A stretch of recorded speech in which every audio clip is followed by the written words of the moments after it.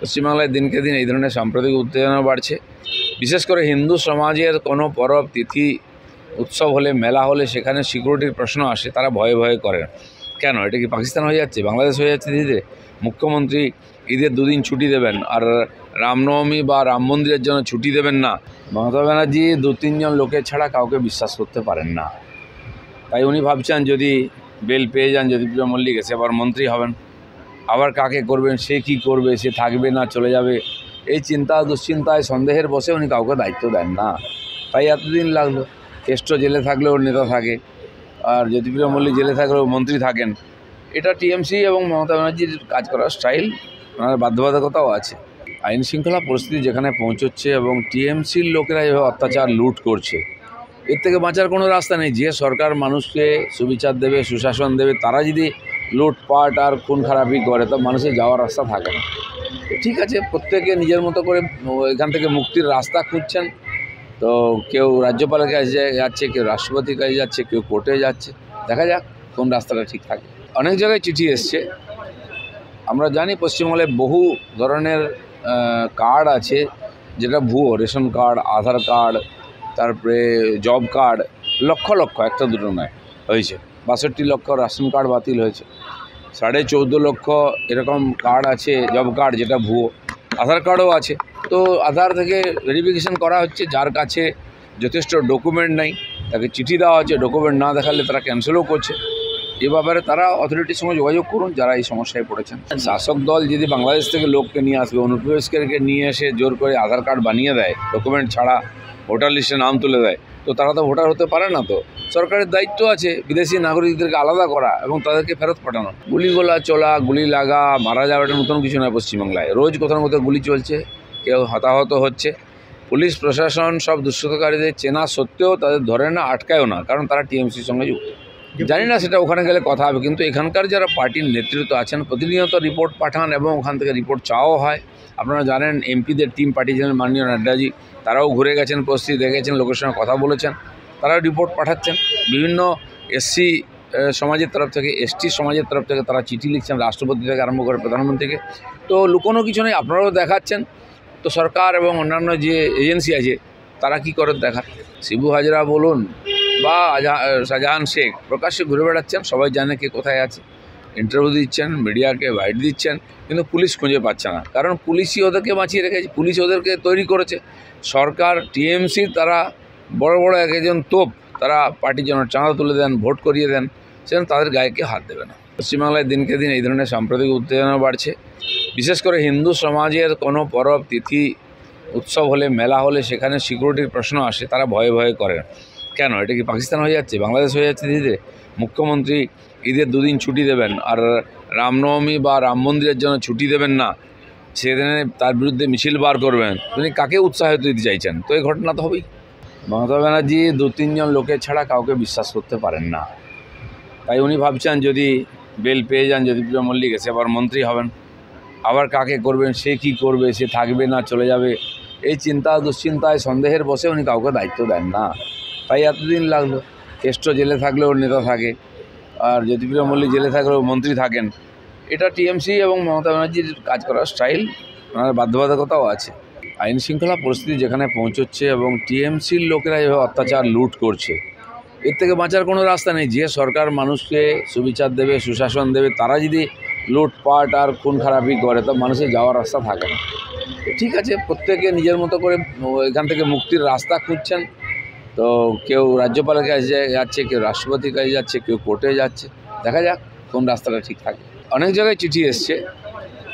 আমরা জানি পশ্চিমবঙ্গে বহু ধরনের কার্ড আছে যেটা ভুয়ো। রেশন কার্ড, আধার কার্ড, তারপরে জব কার্ড, লক্ষ লক্ষ, একটা দুটো নয়, হয়েছে।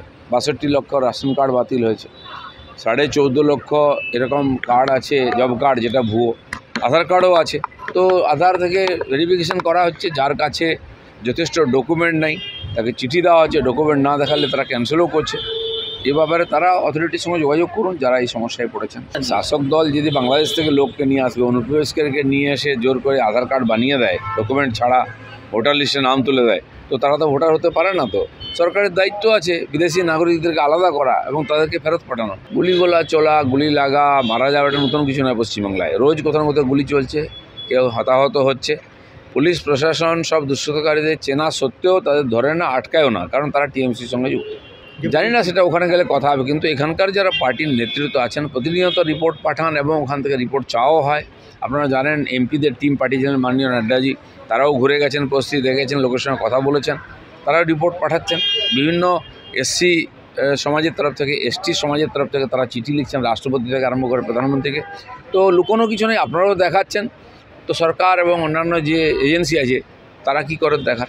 শিবু হাজরা বলুন বা শাহজাহান শেখ প্রকাশ্যে ঘুরে বেড়াচ্ছেন, সবাই জানে কে কোথায় আছে, ইন্টারভিউ দিচ্ছেন, মিডিয়াকে বাইট দিচ্ছেন, কিন্তু পুলিশ খুঁজে পাচ্ছে না, কারণ পুলিশই ওদেরকে বাঁচিয়ে রেখেছে, পুলিশ ওদেরকে তৈরি করেছে।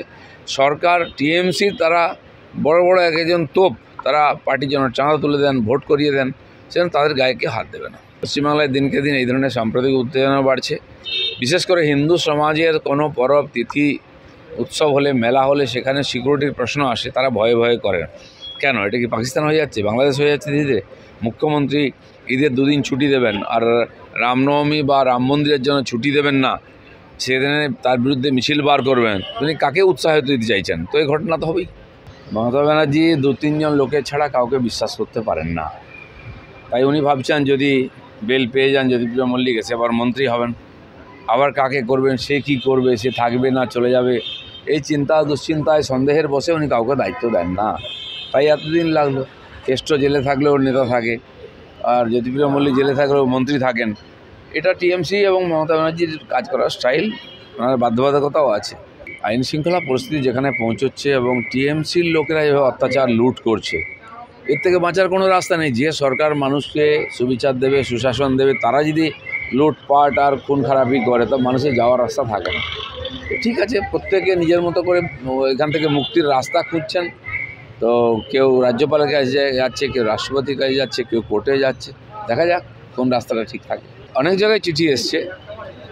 আমরা জানি পশ্চিমবঙ্গে বহু ধরনের কার্ড আছে যেটা ভুয়ো, রেশন কার্ড, আধার কার্ড, তারপরে জব কার্ড, লক্ষ লক্ষ, একটা দুটো নয়, হয়েছে 62 লক্ষ রেশন কার্ড বাতিল হয়েছে, 14.5 লক্ষ এরকম কার্ড আছে জব কার্ড যেটা ভুয়ো, আধার কার্ডও আছে। তো আধার থেকে ভেরিফিকেশন করা হচ্ছে, যার কাছে যথেষ্ট ডকুমেন্ট নেই তাকে চিঠি দেওয়া হচ্ছে, ডকুমেন্ট না দেখালে তারা ক্যান্সেলও করছে। এ ব্যাপারে তারা অথরিটির সঙ্গে যোগাযোগ করুন যারা এই সমস্যায় পড়েছেন। শাসক দল যদি বাংলাদেশ থেকে লোককে নিয়ে আসবে, অনুপ্রবেশকারীকে নিয়ে এসে জোর করে আধার কার্ড বানিয়ে দেয়, ডকুমেন্ট ছাড়া ভোটার লিস্টে নাম তুলে দেয়, তো তারা তো ভোটার হতে পারে না। তো সরকারের দায়িত্ব আছে বিদেশি নাগরিকদেরকে আলাদা করা এবং তাদেরকে ফেরত পাঠানো। গুলিগোলা চলা, গুলি লাগা, মারা যাওয়া এটা নতুন কিছু নয়। পশ্চিমবাংলায় রোজ কোথাও না কোথাও গুলি চলছে, কেউ হতাহত হচ্ছে। পুলিশ প্রশাসন সব দুষ্কৃতকারীদের চেনা সত্ত্বেও তাদের ধরে না, আটকায়ও না, কারণ তারা টিএমসির সঙ্গে যুক্ত। জানি না সেটা ওখানে গেলে কথা হবে, কিন্তু এখানকার যারা পার্টির নেতৃত্ব আছেন প্রতিনিয়ত রিপোর্ট পাঠান এবং ওখান থেকে রিপোর্ট চাওয়াও হয়। আপনারা জানেন এমপিদের টিম পাঠিয়েছিলেন মাননীয় নাড্ডাজি, তারাও ঘুরে গেছেন, পরিস্থিতি দেখেছেন, লোকের সঙ্গে কথা বলেছেন, তারাও রিপোর্ট পাঠাচ্ছেন। বিভিন্ন এসসি সমাজের তরফ থেকে, এসটি সমাজের তরফ থেকে তারা চিঠি লিখছেন রাষ্ট্রপতি থেকে আরম্ভ করে প্রধানমন্ত্রীকে। তো লুকোনো কিছু নেই, আপনারাও দেখাচ্ছেন। তো সরকার এবং অন্যান্য যে এজেন্সি আছে তারা কি করে দেখান। শিবু হাজরা বলুন বা শাহজাহান শেখ প্রকাশ্যে ঘুরে বেড়াচ্ছেন, সবাই জানে কে কোথায় আছে, ইন্টারভিউ দিচ্ছেন, মিডিয়াকে বাইট দিচ্ছেন, কিন্তু পুলিশ খুঁজে পাচ্ছে না, কারণ পুলিশই ওদেরকে বাঁচিয়ে রেখেছে, পুলিশ ওদেরকে তৈরি করেছে। সরকার টিএমসির তারা বড় বড় একজন তোপ, তারা পার্টির জন্য চাঁদা তুলে দেন, ভোট করিয়ে দেন, সেজন্য তাদের গায়েকে হাত দেবে না। পশ্চিমবাংলায় দিনকে দিন এই ধরনের সাম্প্রদায়িক উত্তেজনা বাড়ছে।